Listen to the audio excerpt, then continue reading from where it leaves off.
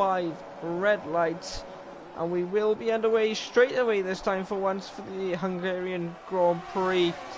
Flames Assassin, even though he's starting on the soft tyres, doesn't look like he's off to one of the best starts. He's already got Kenna up the inside into turn 1. They avoid contact, but Kenna is trying to get the lead very early. But Flames Assassin holds on at the minute, takes it very deep into turn 2. And Kenna gets the inside, now the outside line. And that's Flames Assassin, keeps the lead just about at the start of this race. And now we got the rest of the field bunching up. We got Kenna. There's contact. Kenna just sends it into Flames. It's the reverse of what we've seen at Austria.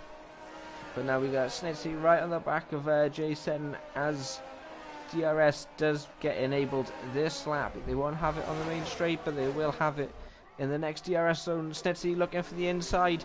He goes to try and make the move on the inside. Snitsy doesn't manage to make the move. He's still there though. He's got the outside line for the next corner. Does he brake later? He just can't make the move stick. Sen just keeping in P2 nicely there.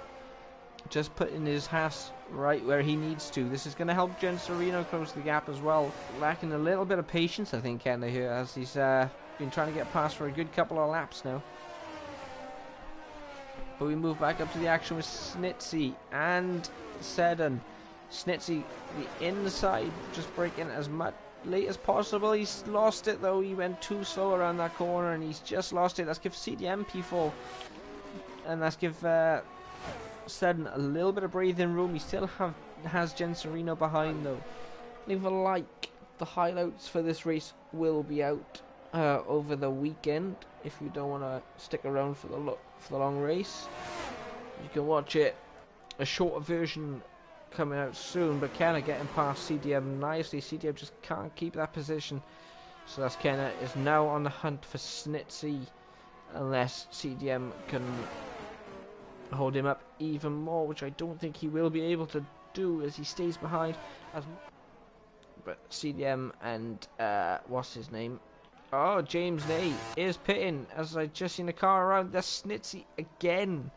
Snitsy really struggling around Hungary, and he's just lost out a position to Kenna. I don't think he's going to lose one out to CDM.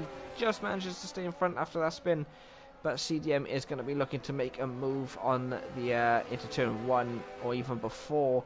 Snitsy has to pit though, don't forget he's been on these tyres for a while. As Marshall leaving the session, Jen Serino just coming out of the pits. Is he going to come out in time? Obviously, Sen has the lead. Still got a pit later on at some point, though. But Jen Serino is now right behind Kenna. Kenna has joined the fight for the podium positions yet again. And it looks like this is James Ney's race to lose at the minute. Sen is opting for the medium tyres. Obviously soft's probably not going to go to the end from here, but that gives Jen Serino P2. Can CDM and Kenna get ahead of Seddon?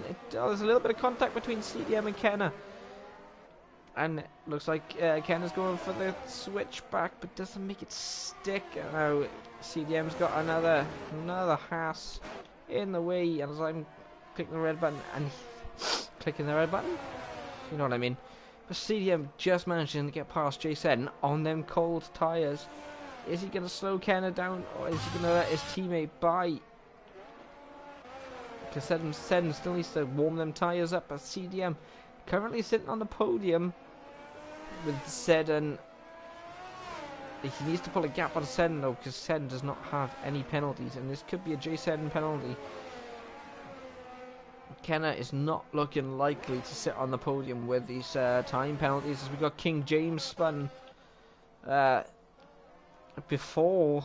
I don't know if he got too much curb there, so it's a possibility. But CDM needs to catch up to Jen Serino if he wants to sit higher up on this podium.